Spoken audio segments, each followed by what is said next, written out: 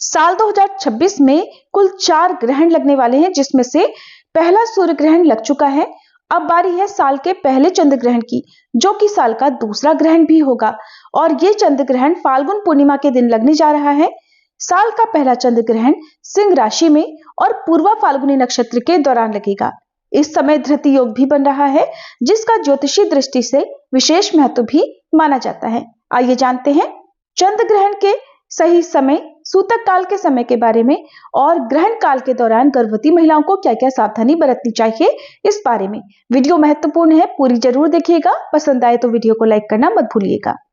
ग्रहण लगने के पीछे धार्मिक मान्यता यह है कि चंद्र ग्रहण राहु केतु के प्रभाव से होता है। वहीं वैज्ञानिक दृष्टिकोण की अगर बात करें तो जब सूर्य और चंद्रमा के बीच में पृथ्वी आ जाती है, तब पृथ्वी की छाया चंद्रमा पर पड़ती है, जिससे चंद्र ग्रहण लगता है और चंद्रमा लाल दिखाई देता है।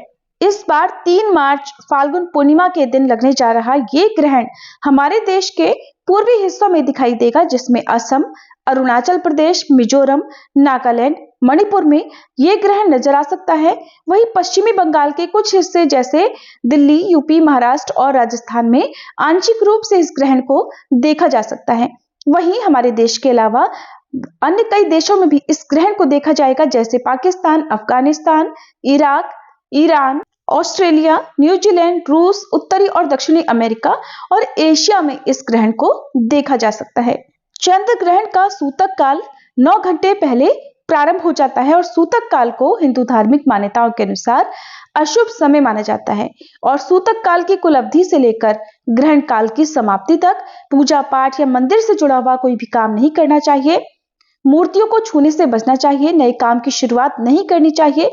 कोई भी शुभ या मांगलिक कार्य हो तो ग्रहण के कारण इस काम को आज के लिए टाल देना ज्यादा सही रहेगा और बिना जरूरत के बाहर निकलना ठीक नहीं माना जाता। खास तौर पर गर्भवती महिलाओं को चंद्रमा की रोशनी में आने से बचना चाहिए। बुजुर्ग, बच्चे या बीमार लोगों को ग्रहण की कुल अवधि में घर के भीतर ही रहने की सलाह दी जाती है।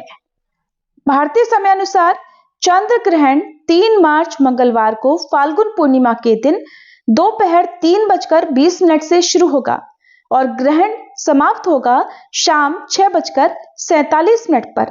कुल अवधि लगभग 3 घंटे 27 मिनट की रहेगी। अगर बात करें सूतक काल की तो मंगलवार के दिन सुबह 6:20 से चंद्र ग्रहण का सूतक काल प्रारंभ हो जाएगा। हमारे हिंदू धर्म में फाल्गुन पूर्णिमा का विशेष महत्व है और इस दिन होलिका दहन किया जाता है। वहीं अगर पूर्णिमा तिथि 2 दिन विद्यमान होती है तो पहले दिन की पूर्णिमा तिथि में होलिका दहन करके अगले दिन रंग वाली होली का त्योहार मनाया जाता है, जिसे दुल्हनडी भी कहते हैं। क्योंकि इस बार होलिका दहन के दिन ग्रहण लग रहा है, ऐसे में सूतक काल से लेकर ग्रहण की समाप्ति तक होलिका दहन नहीं किया जाएगा। इसलिए फाल्गुन पूर्णिमा के दिन होलिका दहन शाम के समय होगा और अगले दिन रंग वाला होली का त्योहार मनाया जाएगा। तो फाल्गुन पूर्णिमा को मंगलवार के दिन जो लोग भी पूर्णिमा का व्रत या स्नान दान करना चाहते हो, वो सूतक काल लगने से पहले यानी सुबह 6:20 से पहले पूजा पाठ कर लें, व्रत का संकल्प ले सकते हैं। व्रत इस दिन रखना ज्यादा सही होगा, क्योंकि ग्रहण के दौरान किया गया उपवास, मानसिक रूप से किया गया मंत्र जाप या किया गया दान कई गुना फल प्रदान करता है और इस समय किए गए दान की तुलना अन्य किसी भी दान से नहीं की जा सकती। यानी कि पूरे साल भर आप जिस जिस पवित्र तिथि में दान करते हैं, उन सब का एकमात्र पुण्य आप एक ही दिन में यानी ग्रहण काल में या सूतक काल के दौरान किए गए दान से आसानी से प्राप्त कर सकते हैं। क्योंकि हमारे देश के बहुत सारे हिस्सों में, बहुत सारे क्षेत्रों में ये ग्रहण नजर आने वाला है, इसलिए सूतक काल संबंधी नियमों का पालन करने की भी आपको आवश्यकता होगी। खासतौर पर गर्भवती महिलाओं को ग्रहण की कुल अवधि में घर से बाहर निकलने से बचना चाहिए। हालांकि जिस समय ये ग्रहण प्रारंभ होगा उस समय हमारे देश में दिन का समय होगा और 3 मार्च मंगलवार को चंद्रोदय होगा शाम 6:30 पर। ऐसे में ग्रहण का जो पूरी तरह से असर होगा वो लगभग 17 मिनट का ही रहेगा, क्योंकि शाम 6:47 पर ग्रहण समाप्त हो रहा है।